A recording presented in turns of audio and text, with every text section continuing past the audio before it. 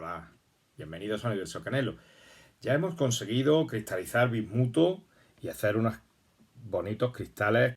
Estoy trabajando en hacer cristales de bismuto aún más grandes, aún mayores y mejorar la gama de colores. Ya os explicaré las técnicas. Eso lo vamos a hacer más adelante. Pero ¿qué ocurre? Que cuando fundimos bismuto y hacemos cristales, supuestamente perdemos una pequeña cantidad de ese bismuto que se transforma en óxido.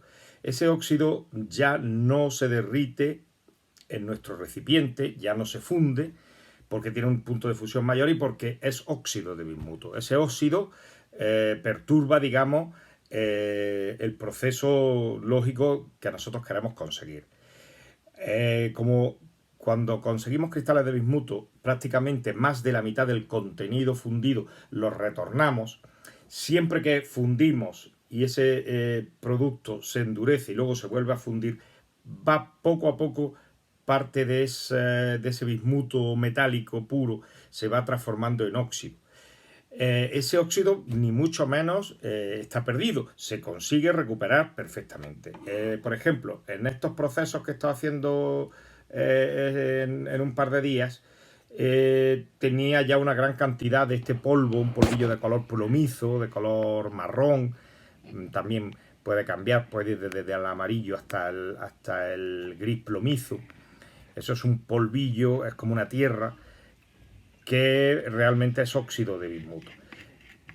Yo lo he conseguido reconstituir, eso se hace reduciéndolo, es decir, desoxidando ese bismuto, que es muy fácil, y en este vídeo os enseño cómo.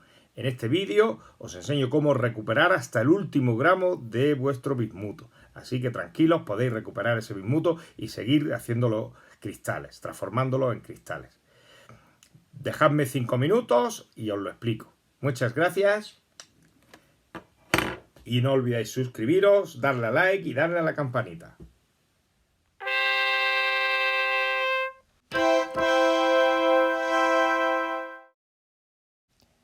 Bueno, pues hemos recogido todo el polvillo, hemos raspado todo el polvillo del recipiente, ese óxido de bismuto de los recipientes en el que hemos derretido o fundido el bismuto, y le vamos a añadir un chorrito, que ahora veréis que es apenas un dedal, de flux líquido para soldar cobre. Este líquido lo podéis comprar en cualquier ferretería y es muy barato. Con un litro tendréis para años y no es necesario, podéis comprar mucho menos.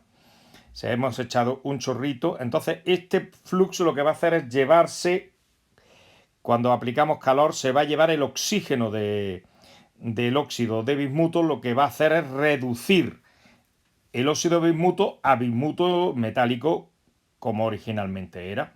Es decir, el proceso contrario a la oxidación se llama reducción. Entonces lo que estamos haciendo es reduciendo el óxido de bismuto.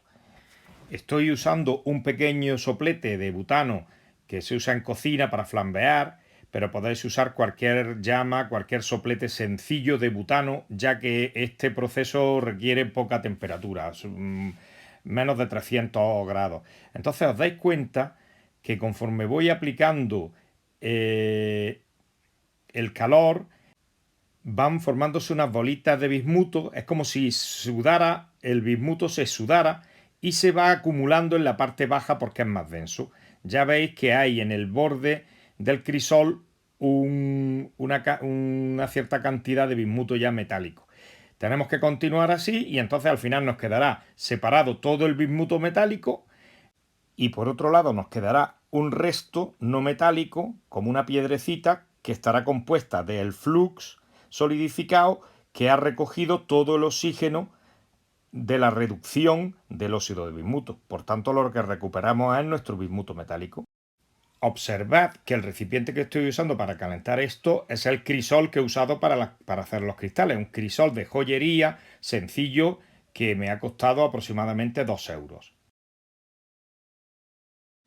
Lo vertemos para solidificarlo y seguir reduciendo lo que nos queda de óxido de bismuto.